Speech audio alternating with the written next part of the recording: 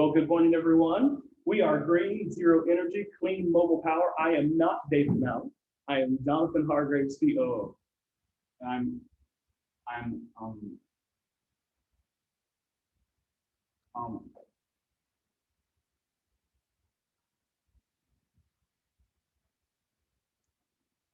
I gotta apologize in advance. I have a stutter. So, David Maurer, and I'm CEO, and we are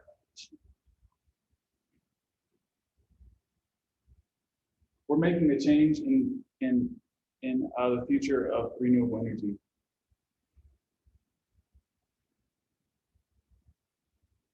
We all know that renewable energy has many new ideas. I mean, just look online, we see it. Look on the news, we see it every day. There's lots of new ideas. And when I look at those, of course, I'm impressed, but one thing I always ask myself is, when I look at it, is it reliable? Is it available? How many of these are they going to be able to make? Is there a market? And I mean, we look at hydro, wind, and that's one of the main things that I'm looking at. So the problems with renewable energy in 2021 are pretty simple. They're either unreliable, the sun's got to go down.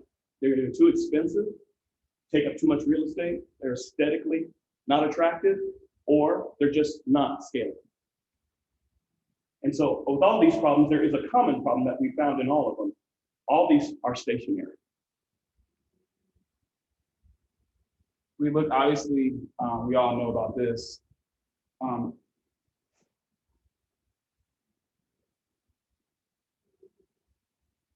The future is always going to be mobile.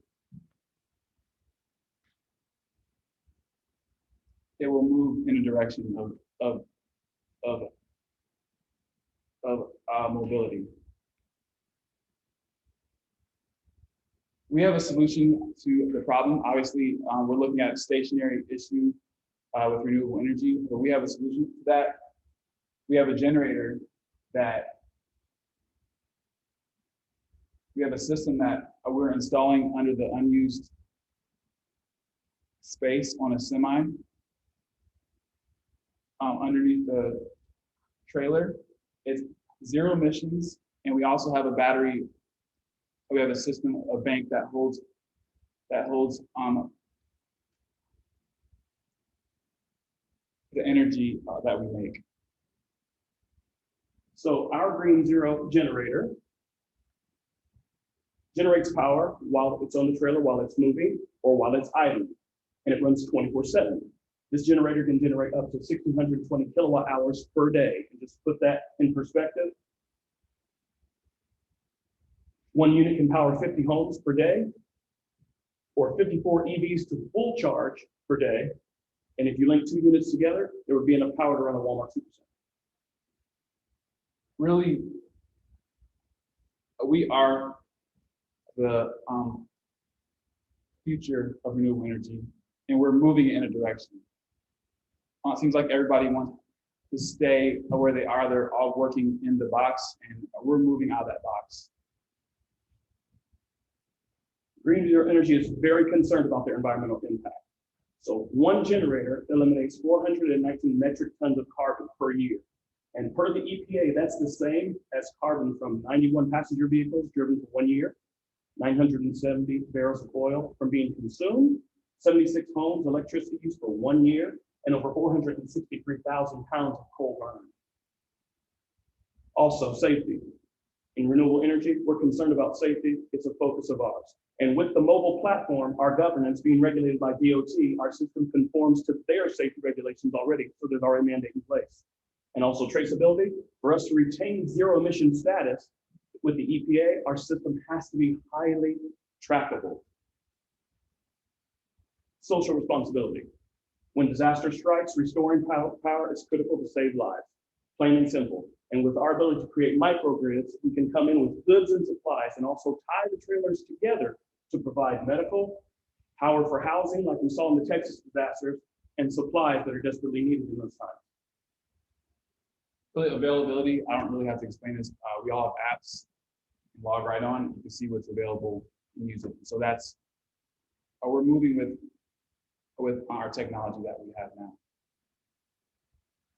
Acceptance, everyone is more aware of renewable energy than we ever have. Because it's on the news, it's in front of it, it's a problem in our world, so everyone's more aware. When we did our market research, our competition was broke down into a couple categories: clean energy sources and polluting energy sources. So we've got some great companies like Caterpillar, Go Green, APU, Generac. They're doing great things with mobile energy. But the problem is they fall into the category of those energies that pollute. And that's what we want to move away from.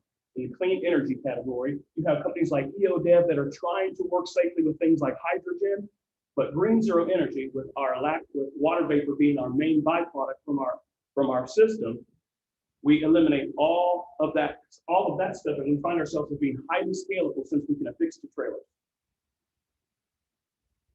We have a business model that's actually really easy and simple. We make our energy zero emissions. We work with our partners to sell the power, and we give them a portion of our profits. So let's use an example of what the expenses if we're working with Amazon as a customer, and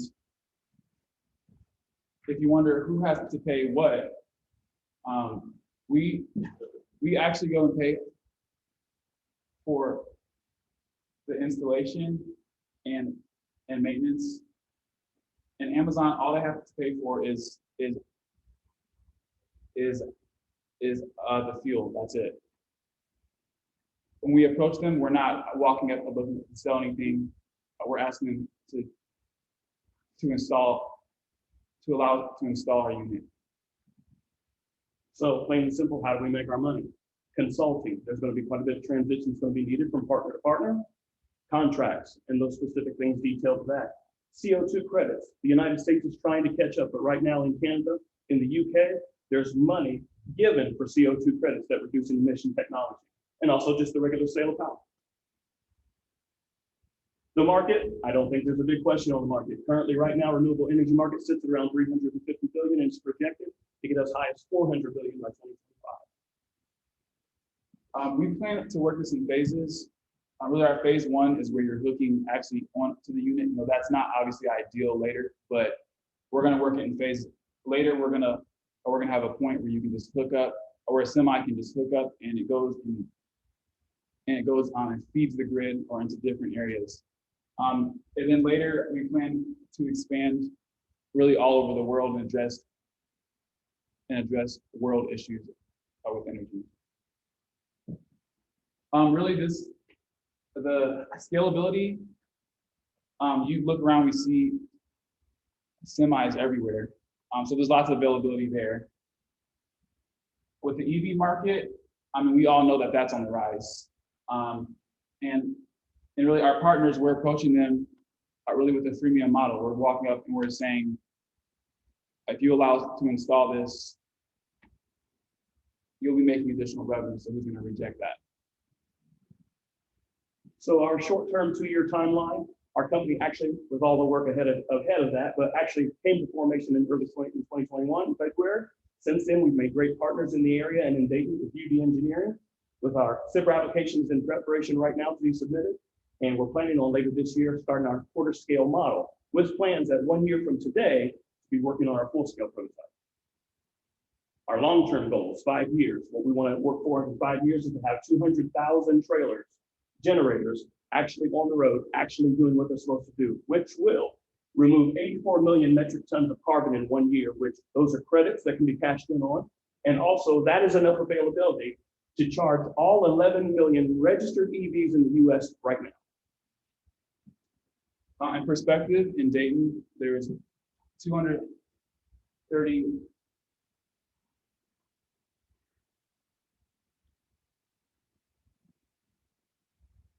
sorry, I can't say it. 230,000 homes. And if we were to have 4,600 units, we could power all of those homes in the city.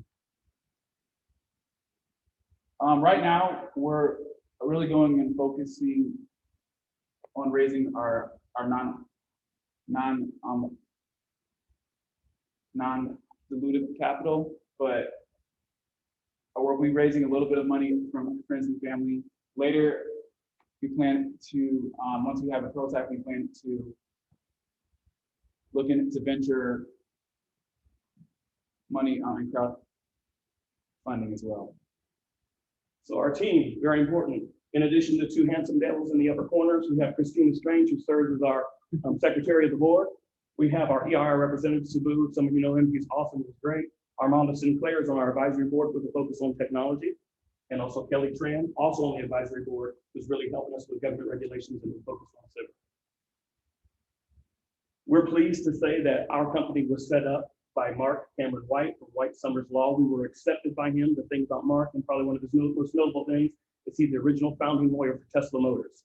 So he accepted our company and helped us form it in the Silicon Valley style. And he's founded over, it's actually 600 now, but at the time we did this, over 500 Silicon Valley startups. So well experienced.